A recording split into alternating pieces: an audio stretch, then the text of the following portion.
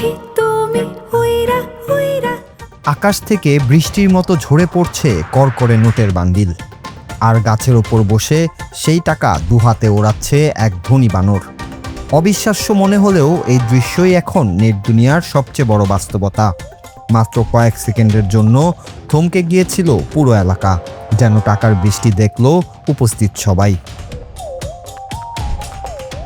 সাধারণত কোনো বাচ্চা বেশি দুষ্টুমি করলে আমরা বলি বাদরামি করিস না, কিন্তু সেই বাদরামি যে কারো জীবনের সঞ্চয় কেড়ে নিয়ে তাকে রাস্তায় বসিয়ে দিতে পারে তা হয়তো কেউ ভাবেনি।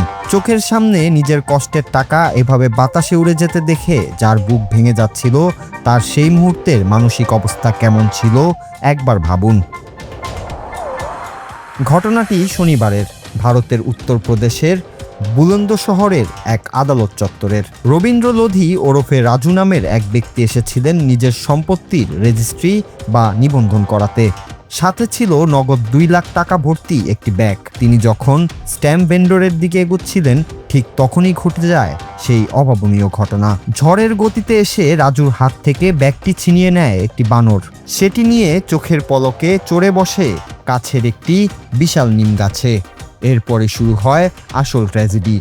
ব্যাগ খুলে লাখ লাখ টাকা নিচে ওড়াতে শুরু করে বানরটি। টাকার বৃষ্টি শুরু হতেই আদালত চত্বরে হুড়োহুড়ি লেগে যায়। এদিক ওদিক দৌড়ে নোট কুড়াতে শুরু করেন উপস্থিত অনেকেই। খবর পেয়ে দ্রুত ঘটনাস্থলে ছুটে আসে পুলিশ। জনতা এবং পুলিশের যৌথ প্রচেষ্টায় শুরু হয় টাকা উদ্ধারের রুদ্ধশ্বাস অভিযান। শেষ পর্যন্ত বানরের খপ্পর থেকে 1,98,000 টাকা উদ্ধার করে তার আসল মালিক রাজুর কাছে ফেরত দিতে সক্ষম হয় পুলিশ। তবে 2,000 টাকার কোনো হদিস মেলেনি। এই অদ্ভুত ঘটনার একটি ভিডিও সামাজিক মাধ্যমে ছড়িয়ে পড়তেই রীতিমতো হইচই পড়ে গেছে নেট দুনিয়ায়। নেটিজেনদের প্রায় সবাই ভুক্তভোগী রাজুর প্রতি গভীর সহানুভূতি প্রকাশ করেছেন।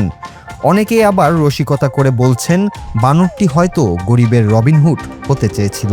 তবে রসিকতার পাশাপাশি জনাকীর্ণ এলাকায় এমন ব্যাগ বহনের ক্ষেত্রে সবাইকে আরও সাবধান হওয়া উচিত, এমনটাই বলছেন বেশিরভাগ নেটিজেনরা। এই ঘটনা আমাদের আরও একবার মনে করিয়ে দিল প্রকৃতি ও বন্যপ্রাণীর আচরণ সবসময় আমাদের চেনা হিসেবের বাইরে। আজ রাজু তার টাকা ফেরত পেয়েছেন, কিন্তু আগামীকাল অন্য কেউ এমন পরিস্থিতির মুখোমুখি হলে ভাগ্য কি এতটা সহায় হবে? Noor Raju, Bangla TV news desk.